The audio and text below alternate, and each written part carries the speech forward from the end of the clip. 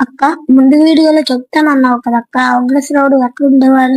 అక్కడి నుంచి వచ్చి మనల్ని కలిసారు, తెలుసుకోవాలని ఉంది. ఉగ్రశ్రవుడు అనేక ఆశ్రమాలు తీర్థాలు తిరిగి తిరిగి పూర్వం పాండవులు కౌరవులు ఘోర యుద్ధం చేసిన సమంత పంచక క్షేత్రాన్ని చేరుకున్నారు. అయితే అక్కడి నుంచి మునీశ్వరులందరినీ చూడటానికి ఉగ్రశ్రవుడు ఇక్కడికి వచ్చారు. మునులందరూ కూడా సూర్యుని అగ్ని వలె బ్రహ్మ తేజస్సుతో మెరిసిపోతున్నారు. ఉగ్రశ్రవుడు మునులతో ఇలా అంటారు, మీకు ఏ కథ వినిపించమంటారు చెప్పండి అని.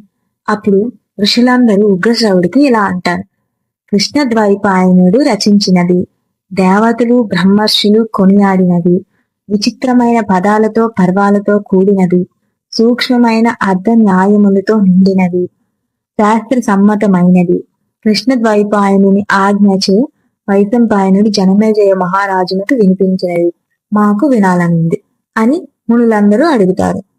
అవునక్క, మహాభారతాన్ని వ్యాస మహర్షి కథ రచించింది. కృష్ణదేవరాయలు అంటే ఎవరక్క?